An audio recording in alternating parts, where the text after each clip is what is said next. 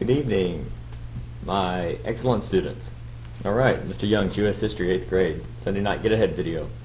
If you will pause this in a second and get paper set up for Cornell notes and present this in class as soon as we start out for notes, because we have notes on Tuesday, I will allow you to use these Cornell notes from any get-ahead videos this week on the quiz on Friday. So if you do, and I'm going to mark them, so you have to show them to me right away at the beginning of class. Any day this week you do Cornell notes at home on the get ahead videos, you get open note quiz for anything that you have Cornell notes on.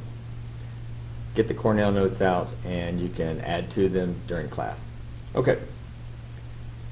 We're going to cover two main concepts. So, reasons for exploration. European explorers, why were they doing it? And number two, reasons for colonization. So you're going to need to know some reasons. There's 3 reasons for exploration that we're going to cover. There's 3 reasons for colonization. So, reasons for exploration. Gold, glory, and God. They were looking for riches for their country. They were European explorers. They also wanted to spread and expand Christianity and glory for themselves and their country. If they found a new place, they could name it after them. So,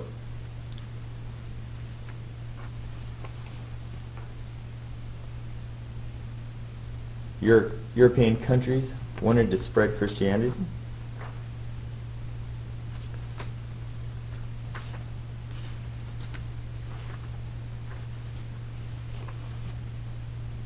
You can pause this at any time. Everyone wanted to be the first to discover new lands or trade routes and make themselves and their king look good.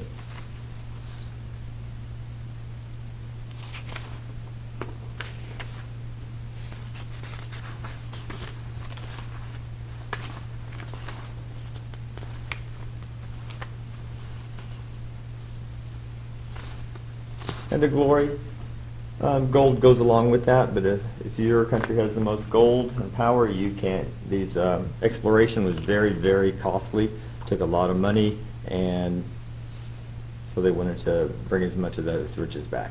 Okay, next section, colonization. 3 reasons for colonization: political reasons, economic reasons, and then social/religious reasons. These are up and down the eastern seaboard of the current day United States. 13 original colonies. You will eventually need to know what all these states are. That's not going to be covered on, we're not going to get into that too much this week. A little bit, you're going to need to know that there are 3 kind of sections. There's New England colonies, there's middle colonies, and there's southern colonies. Each of these areas, and during the week when we cover this in notes, I'll tell you which states fall under each of the 3 categories of colonies, but they had different landforms. There were different resources in each area. Some of the areas had really good farmland, others didn't. So if you don't have very good farmland, farming's not a good option for you to make money or try to survive, but other things like fishing or timber, they had other resources. So each of the 3 areas, New England, middle, and southern, had different resources, and therefore were making money in different ways.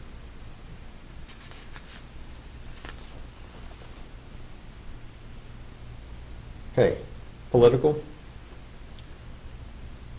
This isn't in very good color. We'll talk about this in class better.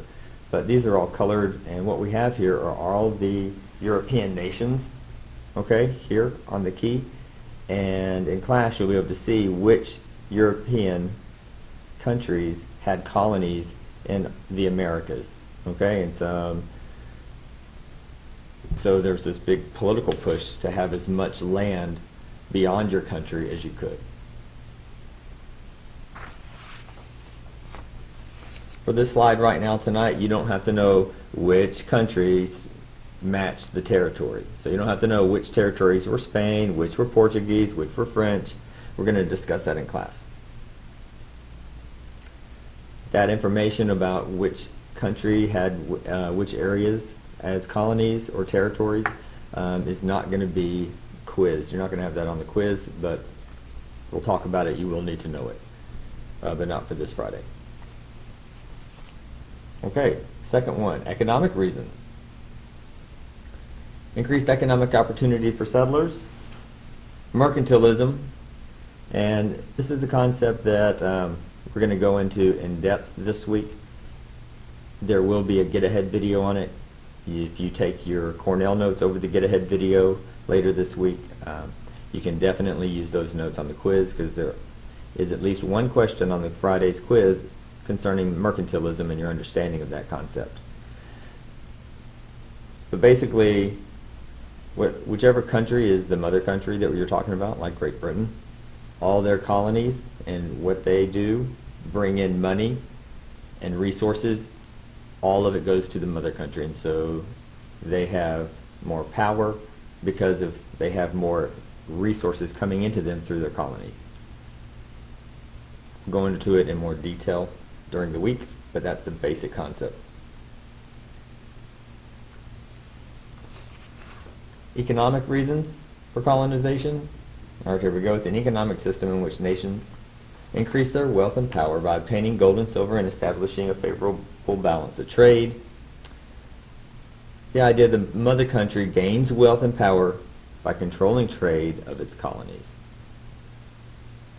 There's more to it, but that's going to be a basic definition that we'll work off of, and really this bottom section that the mother country gains wealth and power by controlling the trade of its colonies. Okay, and finally, colonization, social and religious, land ownership, religion, religious freedom and practices. Heard that before.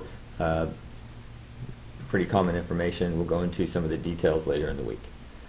Also, the expectation is, as you know, students will do at least one extra credit assignment every 3 weeks. It is a current event, so please start looking into that. What current event can you find? Newspaper, internet article that you need to print out, magazine article that has to do with government. What's it about? Get the extra credit page from class or print it yourself off their website, and then connect what's going on in that article to something we're talking about in class.